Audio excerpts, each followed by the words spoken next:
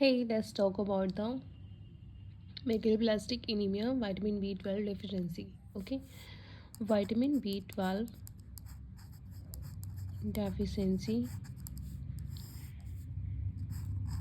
It's very important topic I think हर जगह सारे भी अगर तुम डिजीज़ ऑफ ब्लड पढ़ोगे तो it's very important topic physio में पैथो में मेडिसिन में कहीं भी पढ़ोगे तो विटामिन B12 ऐसे होता क्या है, ज़रूरत क्या है इसकी हमारी बॉडी में, ये सब चीज़ें पहले हम देखते हैं। ठीक है, वैसे विटामिन B12 जो होता है इसका केमिकल नेम होता है साइनोकोबालामीन।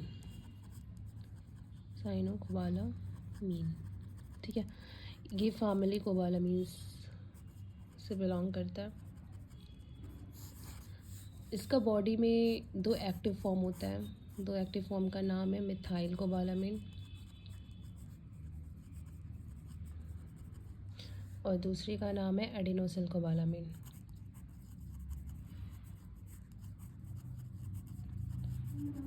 ठीक है, ये हो गया।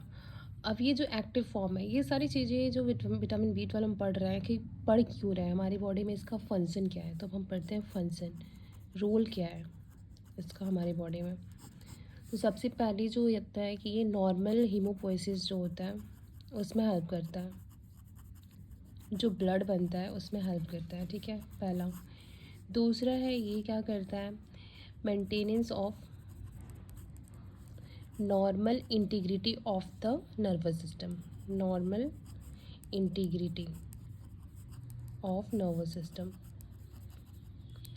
ठीक है, तो ये कौन से दो हमारी बॉडी के दो सिस्टम में हेल्प करता है। पहला तो एक ब्लड वैस्कुलर सिस्टम मतलब ब्लड बनाने में हेल्प करता है, दूसरा है हमारे नर्वस सिस्टम में हेल्प करता है उसकी इंटीग्रिटी मेंटेन करने में। ठीक है, तो ये दो फंक्शन हो गया।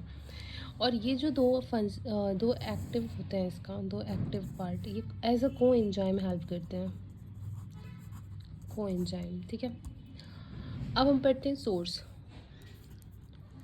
कहाँ से इंसान विटामिन B12 जो होगा वो लेगा।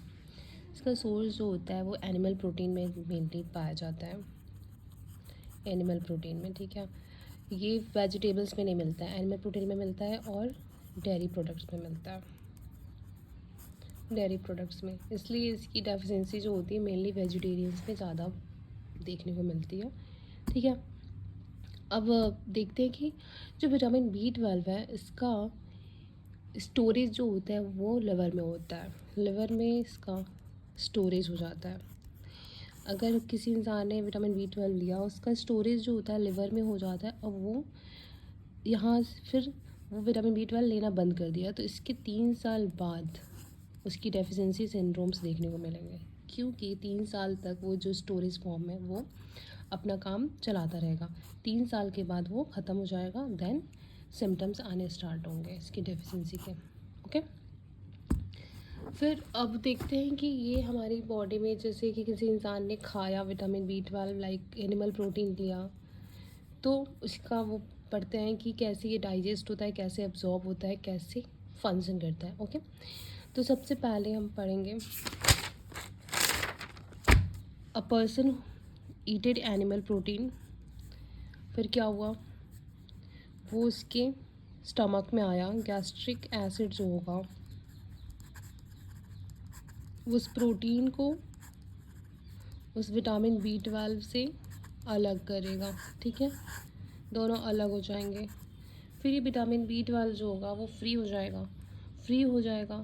फिर उसके बाद एक फैक्टर होता है हैप्टोकोरिन, हैप्टोकोरिन। ठीक है, इसको शॉर्ट फॉर्म में SC भी बोलते हैं। ये सिक्रीट होता है हमारे सलाइवरी ग्लैंड से, सलाइवरी ग्लैंड से सिक्रीट होता है। तो ये जो विटामिन B12 फ्री हुआ वो हैप्टोकोरिन से बाइंड कर जाएगा, vitamin B12 bind with haptocorrin. Okay, after that it will goes to the intestine, intestine में जाएगा, वहाँ पे पैनक्रियाटिक एंजाइम जो होगा, पैनक्रियाटिक एंजाइम रहेंगे, वो क्या करेंगे, हैप्टोकोरिन को डिग्रेडेट कर देंगे। ठीक है, जिसकी वजह से फिर से विटामिन B12 जो होगा वो फ्री हो जाएगा। अब ये इलियम में जाएगा, इलियम में क्या होगा, इंट्रिंसिक फैक्टर, इंट्रिंसिक फैक्टर से ये बाइंड करेगा, फिर क्या होगा, इलियल सेल से इसका एब्जॉर्प्शन हो जाएगा। ठीक है, ब्लड में चला जाएगा। ब्लड में भी अब ये क्या, ब्लड में क्या हो जाएगा, ये ट्रांसकोबालामीन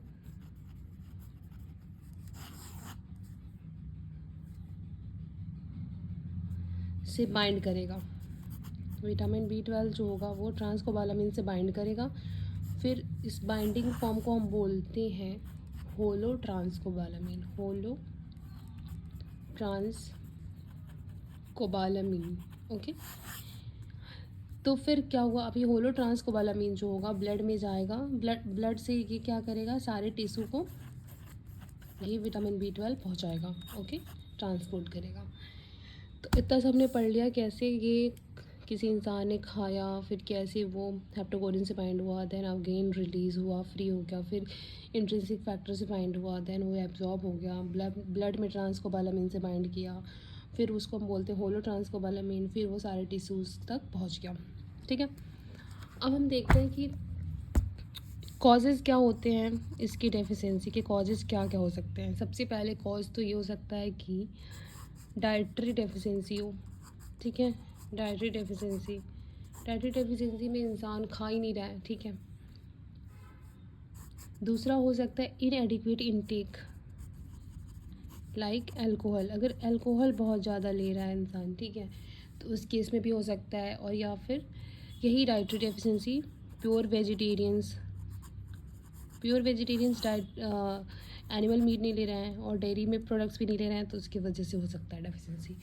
दूसरा है मैल एब्जॉर्प्शन। ठीक है, मैल एब्जॉर्प्शन में क्या होगा, अगर उसके इंटेस्टीन में कोई प्रॉब्लम है, ठीक है, इलियल मैल एब्जॉर्प्शन हो सकता है, इलियल मैल एब्जॉर्प्शन हो सकता है, इलियल में क्रॉन्स डिजीज़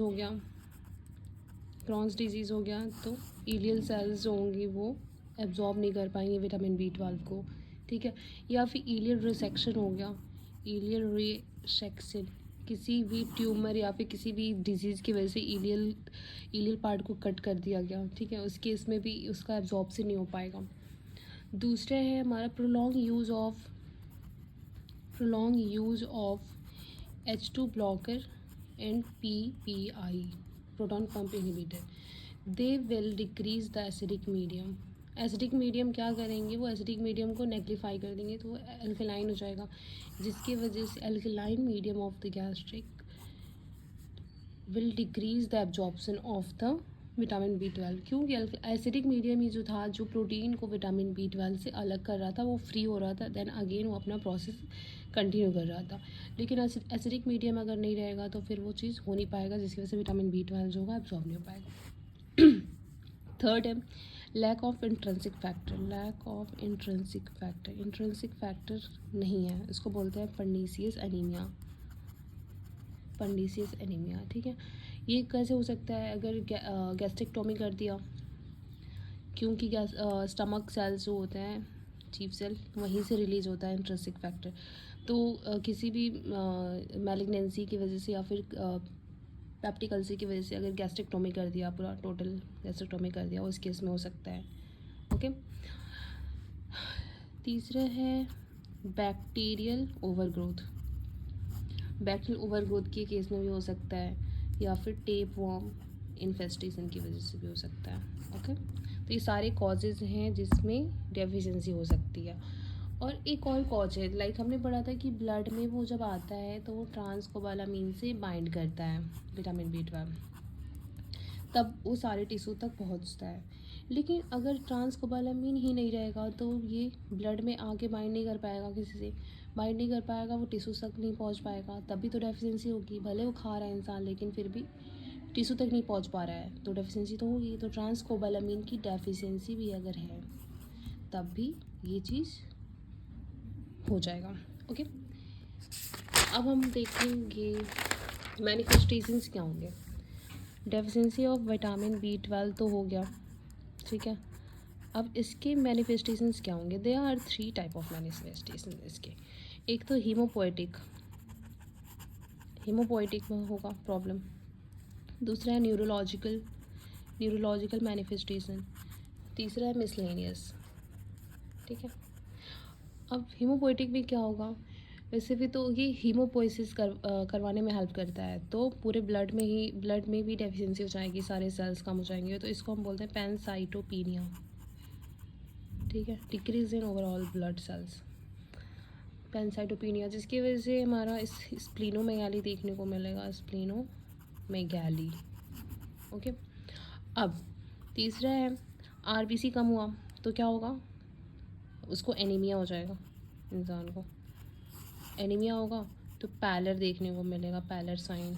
ओके, और ये 3 चीज़ें देखने को मिलेगी, पैनसाइटोपिनिया, स्प्लीनोमेगाली और एनीमिया। एनीमिया की वजह से पैलर देखने को मिलेगा।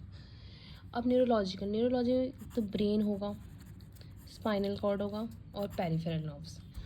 ब्रेन में क्या होगा, ब्रेन में नर्व्स में प्रॉब्लम होने की वजह से इंसान को डिमेंशिया होगा। ठीक है, स्पाइनल कॉर्ड में प्रॉब्लम होने की वजह से होगा spinal cord subacute combined degeneration of spinal cord. Okay, peripheries में प्रॉब्लम होगा तो paresthesia of fingers and toes. Okay, अब मिसलेनियस की बात करें तो मोस्टली जो होता है ना, इसमें टंग अफेक्टेड होता है। टंग के लिए वर्ड जो यूज़ करते हैं वो ग्लॉस यूज़ करते हैं। ठीक है, तो इसमें टंग का इन्फ्लेमेशन हो जाता है, तो ग्लोसाइटिस, इन्फ्लेमेशन हो जाता है और एट्रॉफी हो जाती है, एट्रॉफी भी होती है टंग की। तो जो टंग होता है वो स्मूथ, साइनी और रेड कलर को देखने को मिलता है। ठीक है, ये हो जाएगा। और इस इंसान को पीरियोडिक डायरिया भी होगा। और फीमेल्स में, यंग फीमेल्स में इनफर्टिलिटी में भी प्रॉब्लम होगी, इनफर्टिलिटी देखने को मिलेगा, मतलब फर्टिलिटी में प्रॉब्लम होगी, इनफर्टिलिटी का भी चांसेस है यहाँ पे। ओके, और increase myocardial infarction and stroke. ये क्यों हो रहा है, क्योंकि अभी हम आगे बात करेंगे, होमोसिस्टिन जो होता है ना वो बढ़ जाता है अगर विटामिन B12 की डेफिशिएंसी होती है। तो होमोसिस्टिन जो होता है वो कार्डियक डिजीज़ को प्रमोट करता है। ओके, अब हम पैथोजेनेसिस पढ़ेंगे आगे, न्यूरोलॉजिकल प्रॉब्लम्स क्यों हो रही हैं। ठीक है, तो इसका 2 मैकेनिज़्म है, न्यूरोलॉजिकल प्रॉब्लम्स होने के 2 मैकेनिज़्म है, फर्स्ट एंड सेकेंड। ओके, पहले फर्स्ट देखते हैं, जैसे कि विटामिन B12 की डेफिशिएंसी हो गई। ओके, तो हमें पता है कि जो विटामिन B12 है वो क्या करता है, होमोसिस्टीन को मेथियोनिन में कन्वर्ट होने में हेल्प करता है। ओके, तो विटामिन B12 नहीं रहा तो होमोसिस्टीन क्या हो जाएगा, बढ़ जाएगा, होमोसिस्टीन बढ़ जाएगा, होमोसिस्टीन और मेथियोनिन क्या हो जाएगा, कम हो जाएगा। मेथियोनिन जो होता है वो क्या करता है, कोलिन और कोलिन फॉस्फोलिपिड, कोलिन फॉस्फोलिपिड के बनने में हेल्प करता है। और ये जो कोलिन फॉस्फोलिपिड है ये रिक्वायर्ड होते हैं न्यूरोनल सेल्स के लिए। ठीक है, तो मेथियोनिन कम हो गया जिसकी वजह से भी कम हो जाएगा, जिसकी वजह से न्यूरोनल सेल्स में प्रॉब्लम होगी। ठीक है, तो ये हो गया पहला मैकेनिज्म। अब दूसरा मैकेनिज्म क्या होता है, एडेनोसिल कोबालामिन। मैंने बताया था ये जो होता है ये फंक्शनल एक्टिव फॉर्म होता है इसका, साइनोकोबालामिन का, एडेनोसिल कोबालामिन। ये क्या करता है, ये रिक्वायर्ड होता है मिथाइल मैलोनिल कोएंजाइम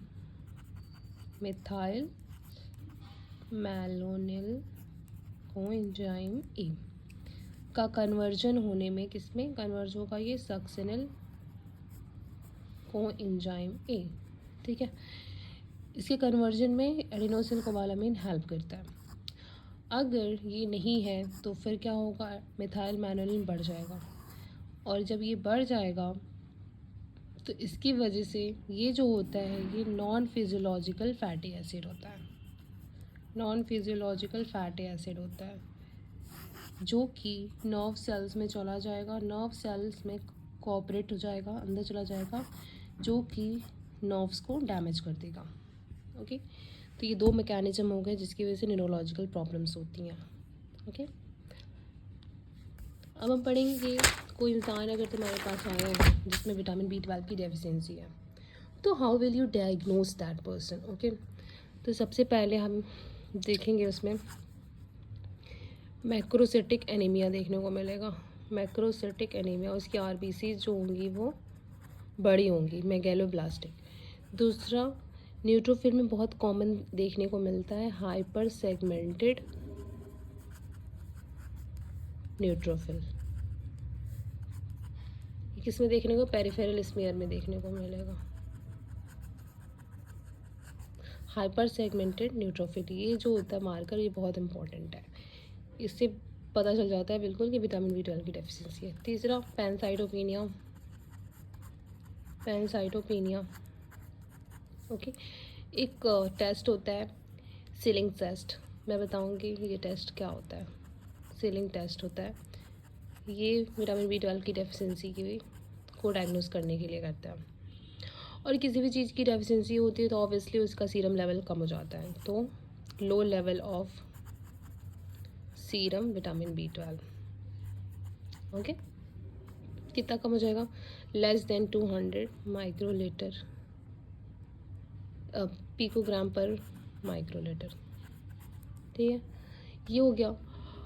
और हमने पढ़ा था भी मिथाइल मैलोनिन कोएंजाइम ए जो होता है वो बढ़ जाता है, ठीक है, और होमोसिस्टिन बढ़ जाता है। जैसे यहाँ पे विटामिन B12 की डेफिशिएंसी हुई, B12 की डेफिशिएंसी हुई तो होमोसिस्टिन बढ़ जाएगा, और यहाँ पे अगर एडेनोसिल कोएंजाइम की डेफिशिएंसी हुई तो ये बढ़ जाएगा। तो ये दोनों भी, इन दोनों का भी लेवल सीरम में बढ़ जाता है, ओके।